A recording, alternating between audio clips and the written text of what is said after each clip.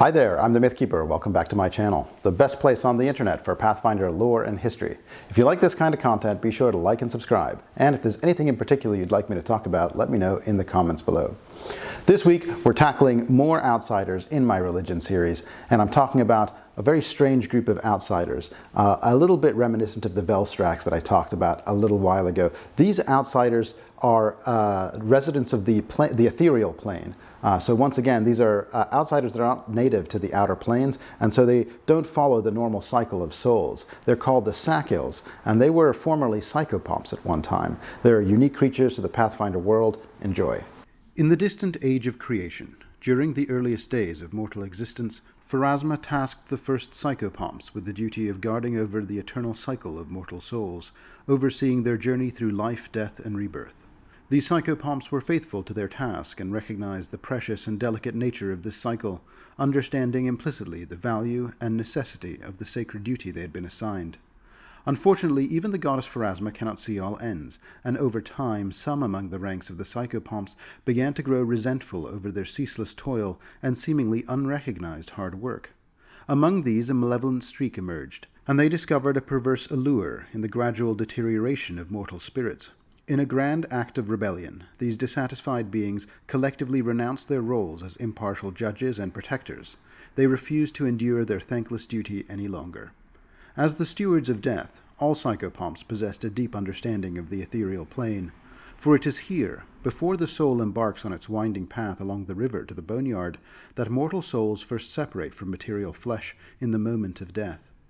These rebels lost themselves in the Ethereal Plane, retreating from the rest of their kin and absconding from their sacred duty. Here in the Ethereal Plane, a realm shrouded in concealing mist and veiled truths, the fallen Psychopomps established a secret dominion, known as Xibalba. As these rebels severed their ties with their fellow Psychopomps, they underwent a profound transformation and emerged as something entirely new. Their appearances shifted from symbols of death to embodiments of terror, both in form and function. They became avatars of the most profound fears mortals held, and in their new form they became known as the Sahkils. The Sahkils hierarchy took shape during their abdication, with the most powerful among their number, which had once stood at the threshold of the lofty position of Psychopomp Usher, ascending to a dread position of fallen demigod. They became the Sahkil Tormentors, reigning supreme over the rest of their kind, and perverting the new society the Sahkils formed for themselves from among the very highest echelons. The weakest Sahkils gained dominion over the most elemental fears, such as the fear of crawling insects, savage beasts, or starvation. The more potent Sahkils chose to wield more abstract yet equally visceral fears, like the dread of failing one's family, the horror of aging, or the agony of isolation. Sahkils manifest in a myriad of terrifying forms, and they recognize no boundaries when it comes to exploiting mortals' apprehensions. They take perverse pleasure in capitalizing on a parent's dread over a lost child, stoking the hidden fears of an assassin on the brink of exposure, or sowing the seeds of mutiny among an apprehensive captain's crew. While the fearful and superstitious fall victim to Sahkils easily, their true delight lies in tormenting the courageous and the valiant, as a more protracted descent into fear offers Sahkils the utmost satisfaction. Retaining the knowledge gleaned from their long-abandoned duties, Sahkils possess a deep understanding of the soul's journey. Positioned in the Ethereal Plane, which connects to all corners of the material plane, these architects of fear enjoy unhindered access to mortals at every stage of life. Their relentless ambition is to transform every facet of mortal existence, from birth to inevitable end, into a chilling and terrifying ordeal. On the Ethereal Plane, the Sahkil city of Xibalba sprawls across a blackened hill, riddled with twisting tunnels and crowned by an immense stepped pyramid. In Xibalba, everything from cobblestones to fences to the chilling wind that gusts through its streets is meticulously constructed from the very essence of mortal fear. The city's foundations are rooted in the terror that Sahkils extract from the hearts and minds of their victims, a nightmare city of profound and abject horror. While Xibalba itself swarms with Sahkils, few of these creatures truly regard it as their home, and many Sahkils remain absent from Xibalba for entire mortal lifetimes. They freely traverse the rest of the Ethereal Plane, gliding through the ghostly mists and leaving behind a chilling residue of terror in their wake. Sahkils seamlessly slip into the material world from the Ethereal Plane, and the most adept among them can ride the nightmares of their victims directly to their physical location. Once a mortal has met its demise, the Sahkil that has been tormenting it loses interest, and turns its attention to new prey. In death, the mortal soul finds liberation from fear, much to the consternation of Sahkils. Driven by their preference for extended hunts, Sahkils frequently target young victims. Children's fears are often uncomplicated and numerous, fears of loneliness, hunger, abandonment, and the unfamiliar sights and sounds of the world. As these victims age, their fears often evolve, transitioning into anxieties about lost youth or fear of losing their amassed wealth. Sahkils who possess the most exceptional abilities and the largest assortment of victims wield greater authority within their ranks. Those who prove capable of breaking mortals who have defied the predations of other Sahkils also earn recognition, though stealing the target of another Sahkil's predation is considered bad form, so Sahkils who do this must tread carefully. In a cruel parody of the Psychopomp courts that Sahkils once served long ago, Xibalba has established intricate bureaucracies to arbitrate conflicts among their own kind. These disputes typically involve claims that one Sahkil has co-opted or sabotaged a long-running scheme meticulously crafted by another Sahkil of comparable status.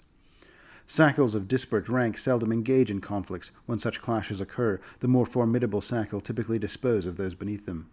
The Sahkil courts vested with the highest authority convene within the Black Pyramid situated at the core of Xibalba. On occasion, they abduct unfortunate mortals to serve as exhibits or witnesses during these trials, a harrowing ordeal that leaves their souls shattered. As we know, mortal wizards, either hungry for power, information, or both, will sometimes resort to summoning entities from other planes. Unlike many other similar beings, Sahkils take perverse pleasure in being summoned to the material plane.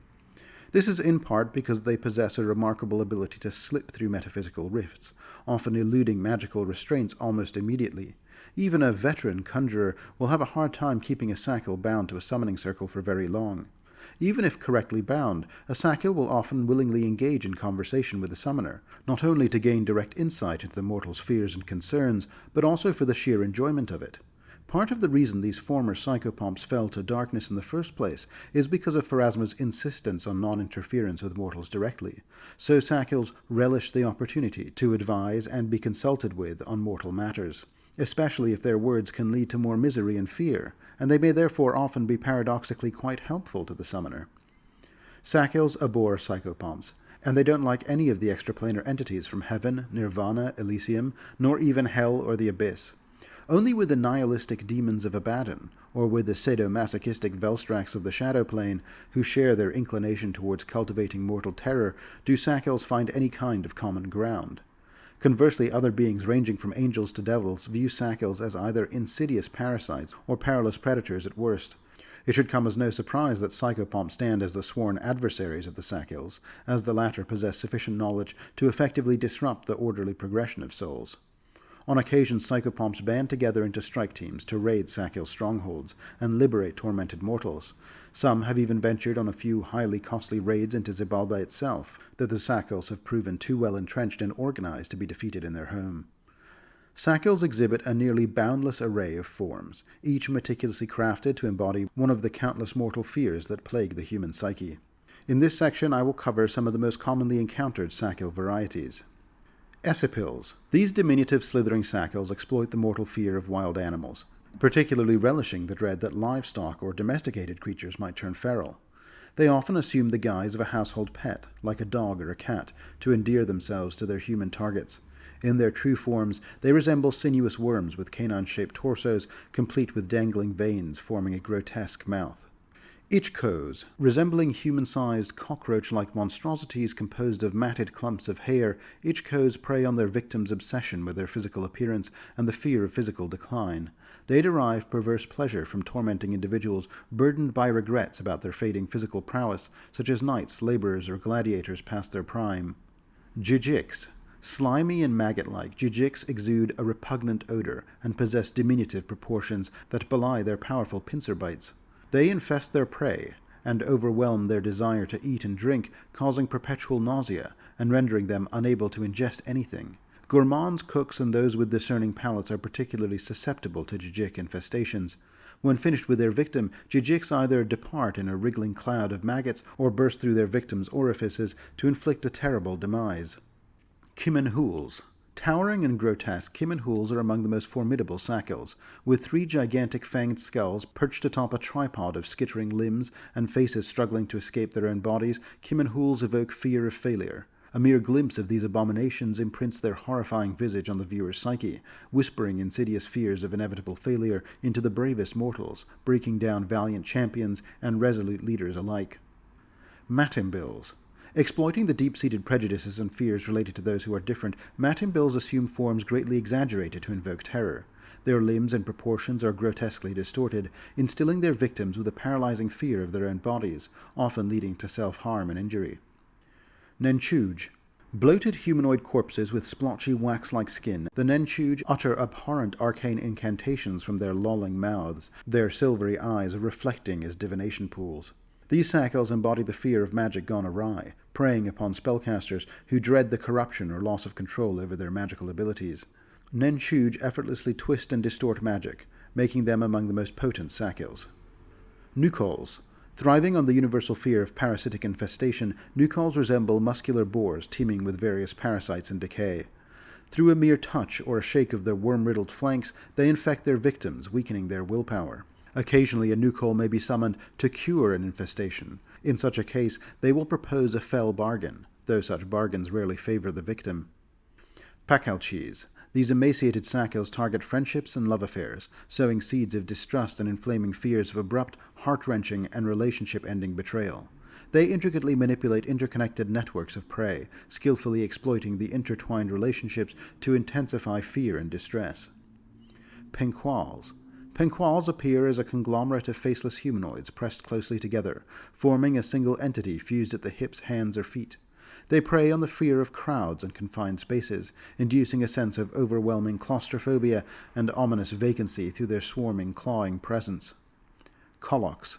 These grotesque creatures, resembling masses of mouths and organs, embody the fear of scarcity and not having enough, be it money, food, or security. Victims of Koloks become obsessive hoarders, fearing the loss of all they possess, even in the midst of plenty. Tumblaks. Tumblaks appear as a contorted mass of decaying bodies, shaped into regular forms. They prey on the fear of premature burial, or confinement within enclosed spaces, causing their victims to struggle for breath. Despite their trapped appearance, Tumblaks can easily phase through objects, including the ground, making them almost impossible to contain. Wisaks. These straightforward Sahkils revel in exposing their revolting bodies, resembling bulbous grasshoppers perched atop insectile humanoids. They generate a mind-numbing drone with their wing beats, which have the effect of preventing horrified mortals from fleeing. Wisaks personify fears of crawling vermin, insect bites, and the relentless buzzing of unseen swarms. Zimtals. Zimtals combine the worst features of rats, crabs, and grasping tentacles, presenting a disease-ridden horror. They prey on the fears of loneliness and abandonment, isolating their victims and manipulating their relationships to induce feelings of isolation even within bustling cities. Like their victims, Zimtals are solitary creatures, rarely cooperating with others. Zohanils. Gracefully balanced on 3 barbed legs, Zohanils possess 2 scythe-like claws that end in needles dripping with unsettling ichor. They prey on individuals who fear invasive surgical procedures, stalking patients in clinics and hospitals to heighten their fears. Additionally, they seek to instill a despair by exploiting fears of addiction. If their coaxing words prove ineffective, they inject their addictive ichor directly into their reluctant victims. The Sahkil Tormentors. The mighty demigods of the Sahkils are called the Tormentors, and they are as follows. Ananshea. Ananshea is a goddess of brutality, torture, and wild animals. Those devoted to her perform similar obediences to those found among the Khitan demigods, inflicting self-harm upon themselves, typically conducted with a knife, or even better, a natural weapon like a claw or talon, if such a weapon is possessed. Ananshea has a rash temperament when provoked, but takes a more calculated approach when plotting the downfall of a foe. Ruling over a fortified enclave in Xibalba, Ananshea's domain is fraught with terrible traps and relentless creatures who are unswervingly devoted to her. Chamiaholom. Chamiaholom governs the fear of death, and he is the lord of hopelessness and mortality among his kin. He dispatches his malevolent minions to remind mortals of their inevitable fate. Chamiaholom is a gaunt figure, standing over 12 feet tall and wielding a staff draped in dozens of harvested skulls. His faithful will often perform fabricated divinations for strangers, always revealing details about the person's impending demise. Charg.